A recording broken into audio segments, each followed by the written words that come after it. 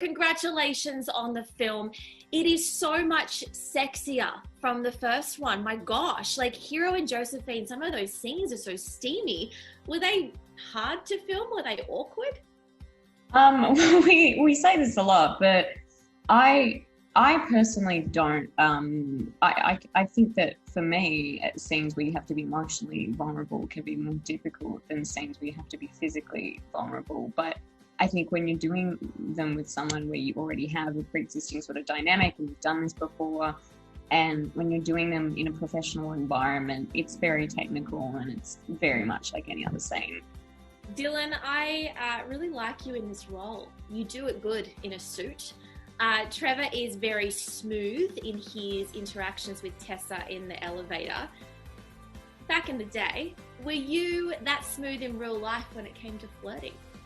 No, actually, not even a little bit. I was a larger than average child. My teenage years were spent consuming lots of tapioca pudding. And I was never a hit with ladies. Actually, my brother was quite the ladies' man. I never learned. And by the gods, it's a miracle that I managed to have the girlfriend that I have today. But I put a lot of acting into use to try and play that smooth. Hero, I spoke to you during the press conference for the first film, and you said one of the biggest lessons you learned in a relationship was to be honest.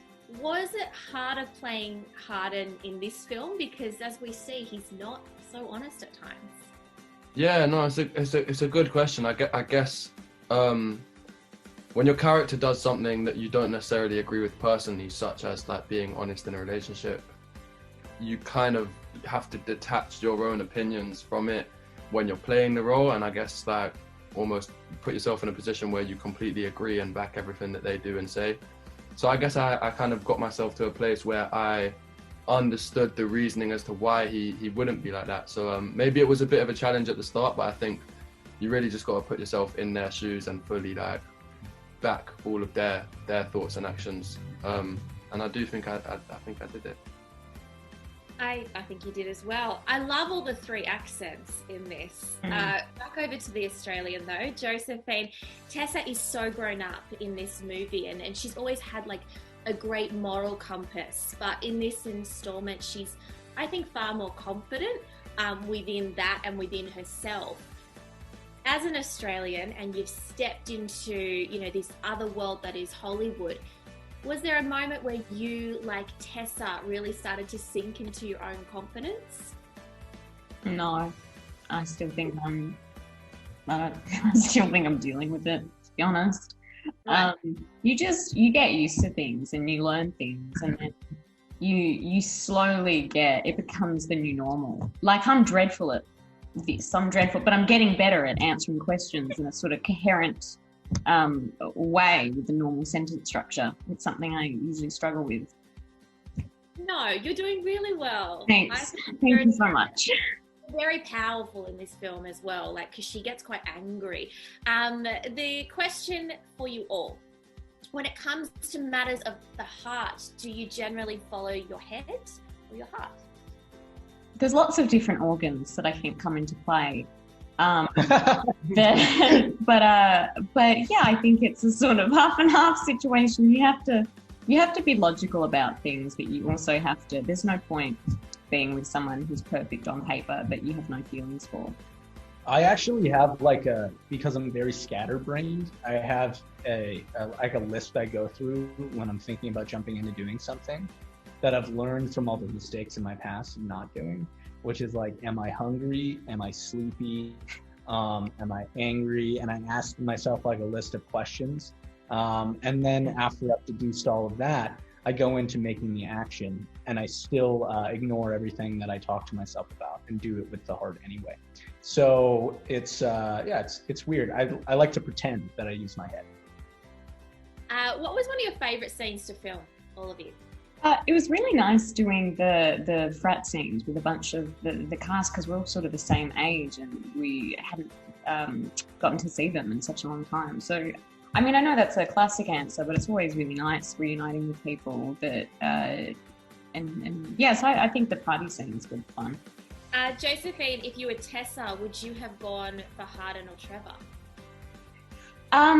Me, Josephine, I picked the third option, and I picked myself. And I picked being single.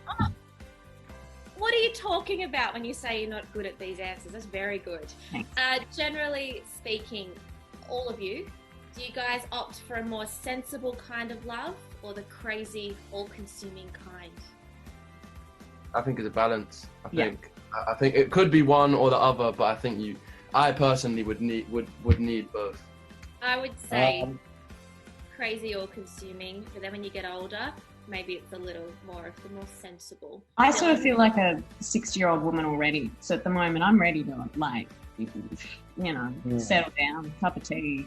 I mean, you want sensibility, right? But you also don't want a stick in the mud. Like, I feel like you have to have someone who's a little bit crazy some way. You need the crazy to match your crazy. Yeah. Cool. And you guys seem to all get along. What was the dynamic like on set when you were filming? It's very different. We've had to force this ability we hate each other. I guess it's work, isn't it? To find a way. We're paid to like each other. Right. Look, thank you so much. That's time for us. Enjoy the rest of this very strange virtual press conference. And congratulations again on the film. You guys are great. Thank you so much. This